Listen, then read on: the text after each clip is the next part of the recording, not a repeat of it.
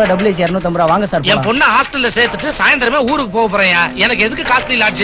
ஆளை விடுங்க. வேண்டாமா சொன்னதுக்கு பொட்டி விடுங்க சார். இப்பதான் வரீங்களா? வாங்கடா போலாம். நீங்க உங்களுக்கு ஞாபகம் இல்லையா? நான் தான் சந்திரசேகர், சாத்தனூர். பட்டணத்துக்கு வந்து எங்க வீட்டுக்கு வராம லாட்ஜ்ல தங்குறது. வாங்க சார். ஒரு நிமிஷம். என் பேரு சுந்தராமூர்த்தி. தெரியும். உங்களால தானே சார் நான் படிச்சு இந்த அளவுக்கு வளர்ந்த ஆளா இருக்கேன். எனக்கு ஞாபகம் இல்ல. உங்களுக்கு எங்க ஞாபகம் இருக்க போகுது?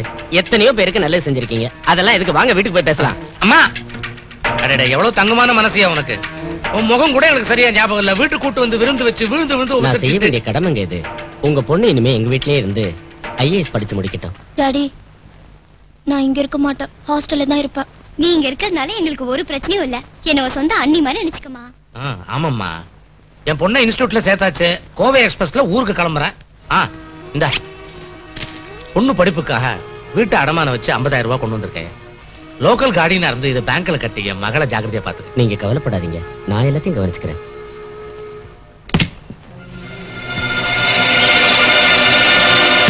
என்னம்மா, இன்ஸ்டிடியூட் கிளம்பிட்டியா? இந்த டிஃபன். அம்மா அஸ்வினி, உங்க அப்பா உன் படிப்பு செலவுக்காக பணம் கொடுத்தாரு. பேங்க் மேனேஜருக்கு ஃபோன் பண்ணி சொல்லிட்டேன். பேங்க்ல கொண்டு போய் கட்டிடு.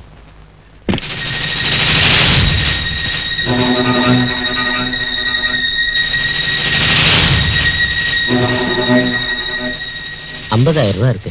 ஜாக்கிரதை. என்னங்க அதை இப்படி கொடுக்குறீங்க? கால ரொம்ப கெட்டு போய் கிடக்கு. கொஞ்சம் இருமா, நான் ஏதாவது கவலை வச்சு கொடுக்குறேன்.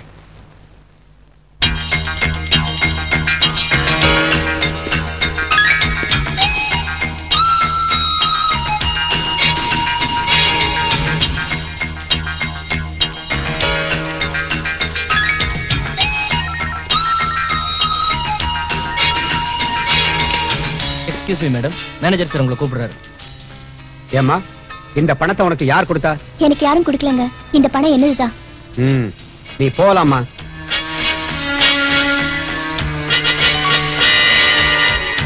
கன்ஃபார்மா அது கள்ள நோட்டு தான். ரொம்ப நாளா மார்க்கெட்ல புழங்கிட்டு இருக்கிற இந்த கள்ள நோட்டு எங்க இருந்து வருதுன்னு இப்பதான் தெரிஞ்சது. அந்த பொண்ணோட அட்ரஸ் இருக்குல்ல? நாங்க வெளியில போறோம்.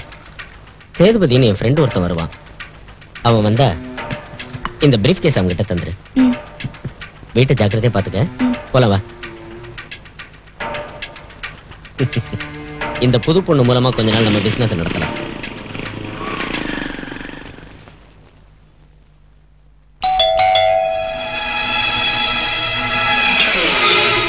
வீட்டுல யாரும் இல்லைங்க. நீங்க தானே மிஸ்டர் சேதுபதி? சந்திரசேகர் சார் இதை உங்ககிட்ட கொடுக்க சொன்னாரு.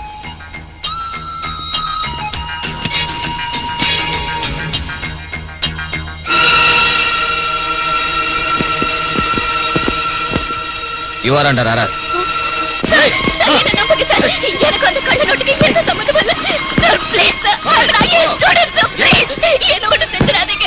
என்ன ஜெயில தள்ளி நான் என் வாழ்க்கையை நாசம் பண்ணிடும். Sir please sir, I am student sir. எனக்கு எதுவும் தெரியாது சார். ஐ பெக் யூ, எனக்கு கூட போயிடாதீங்க சார். அந்த கள்ள நோட்டை உனக்கு யார் சப்ளை பண்ணாங்கன்னு சொல்லு. சொல்லாதீங்க. அவ்வளவு பணம் உனக்கு எப்படி வந்துச்சு? அந்த பணத்தை எனக்கு சந்திரசேகர் கொடுத்தாரு. சந்திரசேகர்ங்கிற பேர்ல அந்த வீட்டுல யாரும் இல்ல. வீட்டு ஓனர் பாம்பேல இருக்காரு.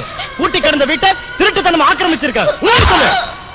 நான் ஜெயிலுக்கு போயிட்டு வந்த ஒரே காரணத்தால என் IAS படிப்பு நின்னு போச்சு. ஊருக்கு போய் இந்த உண்மையை எங்க வீட்டுல உள்ளவங்க கிட்ட சொன்னா எங்க அப்பாவுக்கும் இதே நிலைமை வந்துருமோன்னு பயந்தேன். ஒரு தடவை 420 சமூகத்துல முத்திர குத்தப்பட்டனா ஒரு வேலை கிடைக்காம எத்தனையோ அவமானங்களையும் வேதனைகளையும் சந்திச்சேன். அப்ப இந்த பாபா அண்ணன் எனக்கு ஆதரவு கொடுத்தாரு. என்ன மோசம் பண்ண அந்த ராஸ்கல் சந்திரசேகரை பிடிச்சு நான் நல்லவன்னு நிரூபிச்சு காட்டுற வரைக்கும் ஊருக்கு போக கூடாதுன்னு நான் முடிவெடுத்தேன்.